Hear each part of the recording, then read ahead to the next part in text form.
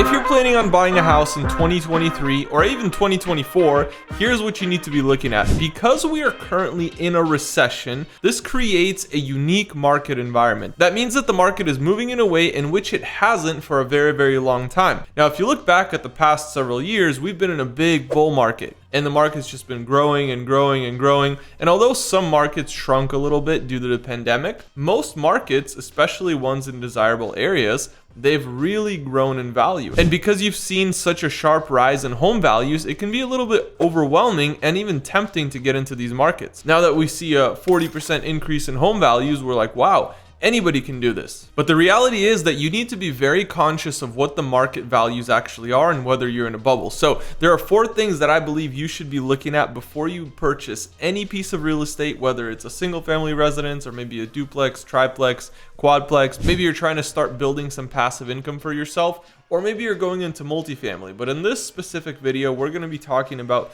specifically single family residences and how you can take advantage of those even in today's market. So let's go ahead and dive right in. The first thing is identifying the market value. Is the home that you're purchasing actually listed at market value, or are you looking at something where the price has been inflated due to previous performance? Now, just because we've seen a big bull run in the past doesn't mean that the market is going to continue rising like that. It also doesn't necessarily mean that it's going to crash, but it's more likely that the value of that house should be lower this year than it was last year. If you take, for example, January of 2022, and then you look at the value of the home today, I believe that the value of that home should be slightly lower, if not significantly lower, than the value that it was exactly 1 year ago. Now, before you make that purchase, you still need to look at what the future of that home looks like. What does it look like for the next 2, 3, maybe 5 years? Is it likely that the value of that house is going to continue going up? Or is it just something that was temporary? The house value spiked and now it's just on its way back down and it's going to continue going down. So you have to make sure that you understand the market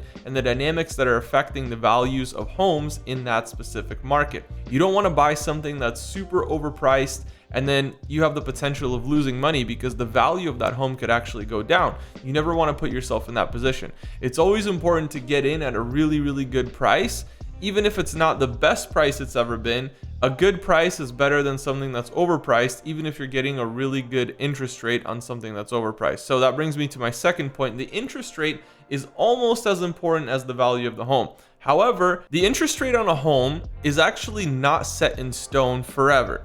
And here's what I mean by that. Bear with me here. If you're buying a home and the interest rate is, let's say, 5, maybe 6 or 7%, it doesn't mean that that's the interest rate on the market forever. Even if you buy a home right now, and the interest rates are pretty high right now, if you buy that home at a good price, but a high interest rate, that's totally fixable. In a couple years, if the interest rates go back down, you can simply refinance the home and get a much lower interest rate, but you've locked in that value of the home. Make sure that you lock in a good price on the house. You buy it at a value where it's likely to continue going up from there, but you bought in at a low point. So in that low point, even if you get a high interest rate for a couple of years, you can always refinance and save a lot of money on the back end on that loan.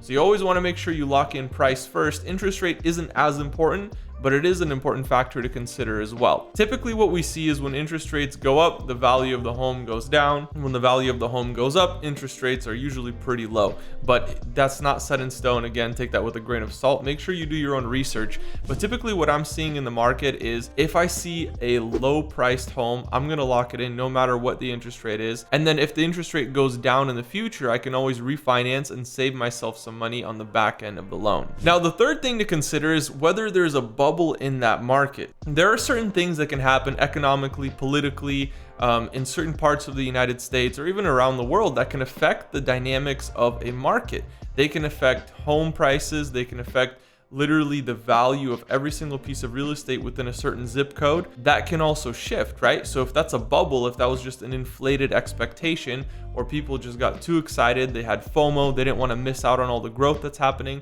they started buying up all the real estate, but eventually that bubble pops, and so that real estate goes back down in value. Now, Is it ever going to return to those highs? It's very possible. Typically what we see in the US market is that it does end up coming back to those highs and sometimes even breaking them. So I wouldn't say it's the most dangerous thing to buy a house that's been inflated due to a housing bubble, because it's likely that it's going to come back up. It might take 5 years, 10 years, 20 years, but it's likely that due to certain economic factors, inflation, the growth of real estate generally speaking, it's probably going to come back up to those highs and maybe even exceed them. You do position yourself slightly better if you buy it after you see a recession or a dip in real estate prices. So everybody always waits for a recession. I definitely wouldn't sit around and do nothing until there's a recession. If you have an opportunity to buy and there happens to be a bubble, you're going to be fine. But if you have an opportunity to buy on a dip, that's even better. Now, the last thing that I would make sure that I would look at before I buy a house, if this is going to be an investment property for me, I'm going to make sure I look at the ROI. What return am I getting from this piece of real estate every single month, and does it make financial sense? What happens if, let's say, I don't have a tenant for a month or two?